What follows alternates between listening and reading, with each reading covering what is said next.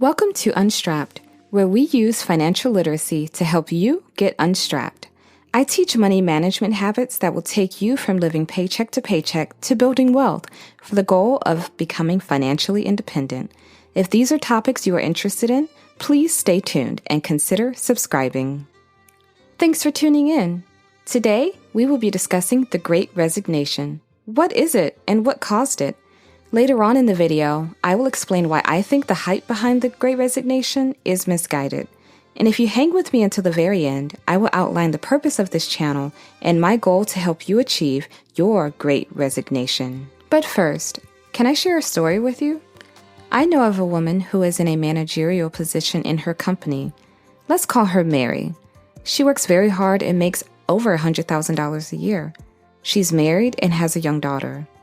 When her company switched to remote work during the pandemic, she slowly got into a routine of waking up with her family, not rushing out the door, being able to actually sit down and eat breakfast as a family, take an afternoon walk with her daughter, and reading a bedtime story to her before she went to sleep.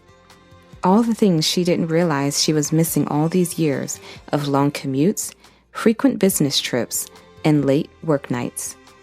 Her family was thriving in a way it never had before. She truly felt happy. But a month ago, her company released a memo that the offices will be reopening and every employee is expected to return 5 days a week with no exceptions. She had finally found a way to have true work-life balance, but now it was over. What should she do? What could she do? We will get back to Mary's story in a bit. Now let's cut to the chase. What is the Great Resignation? Well, it is a term likely coined by Anthony Klotz, a professor of management at Texas A&M University. It received its name because in the month of April of 2021, a record 4 million workers quit their jobs according to the Department of Labor.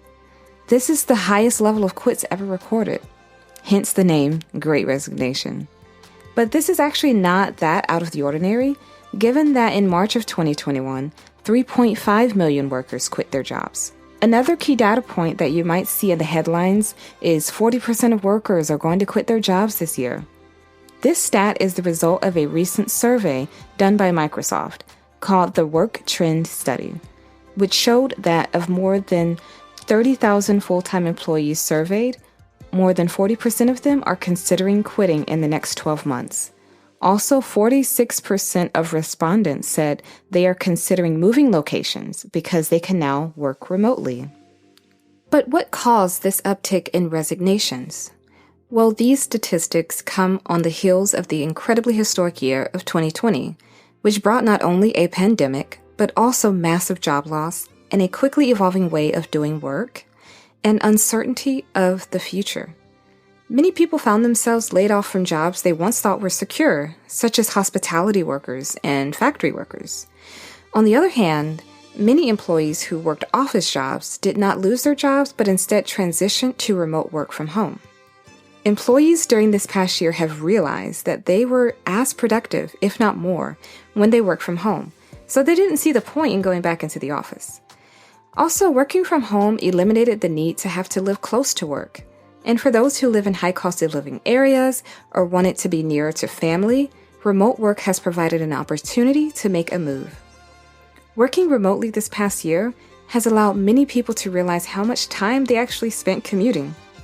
Using the average commute time of 26.6 minutes, that's 4.4 hours a week, or 9.6 days a year spent in your car.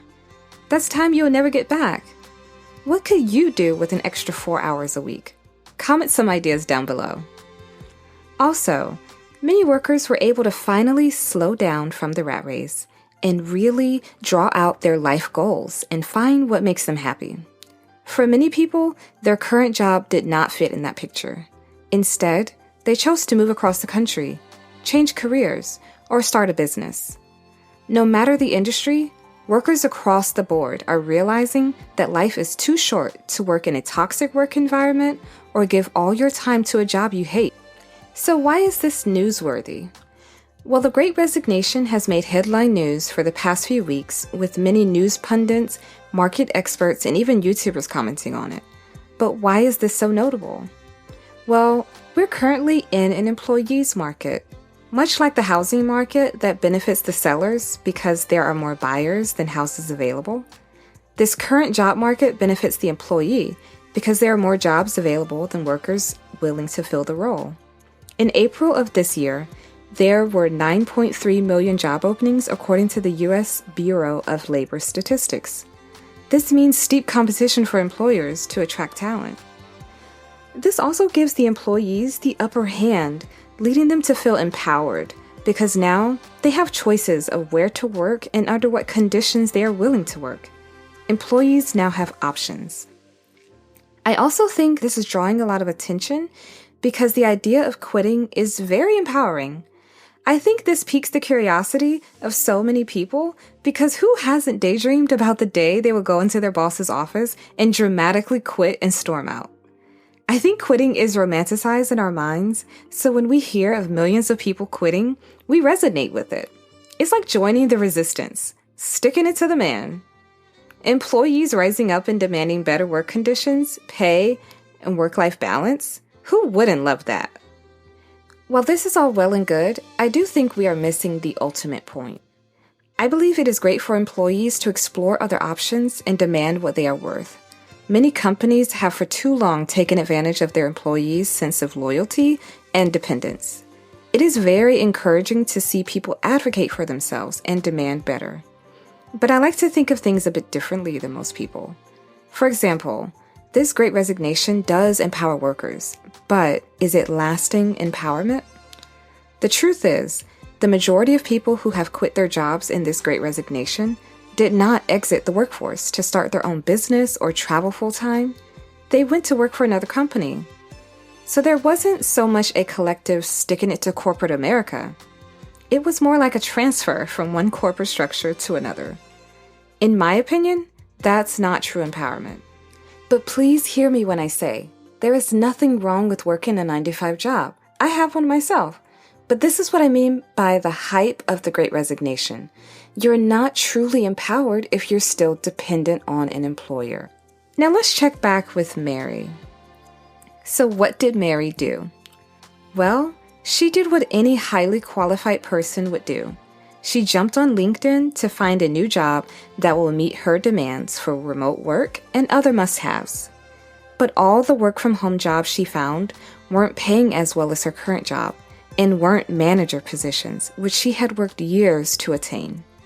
I failed to mention that Mary and her husband have $27,000 in car loan debt, $6,000 in credit card debt, $15,000 remaining on Mary's student loan, $18,000 still left to pay on an RV for family road trips, and a new mortgage on their forever home.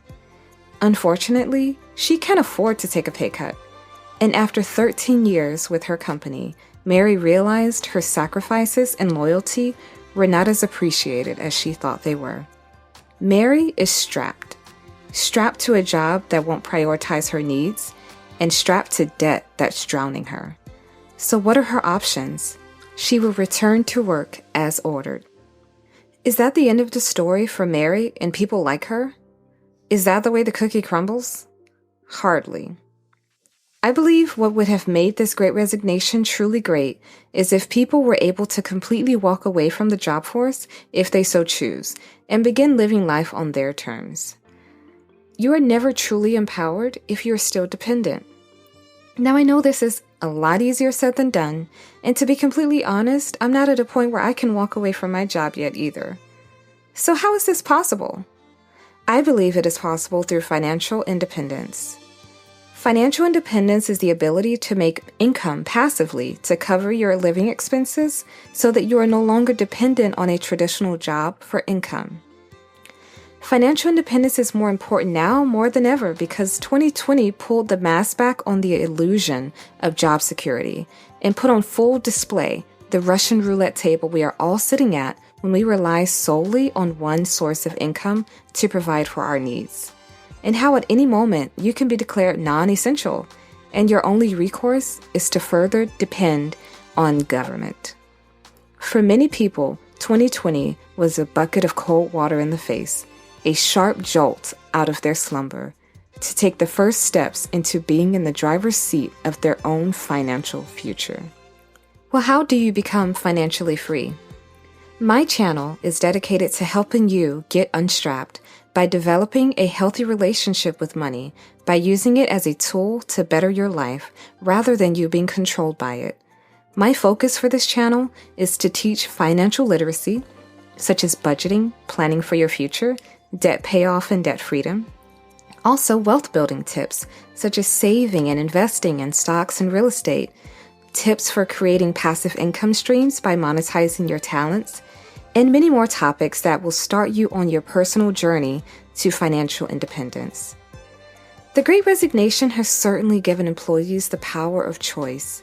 But if that choice is limited to simply becoming dependent on another employer, I dare say there is a better choice. This choice is financial independence. Anyone can make this choice, but not everyone is willing to do what it takes. This choice is not easily won, but with perseverance, it has lasting benefits.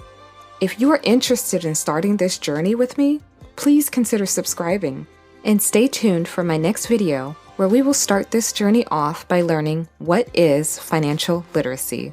I'll see you soon.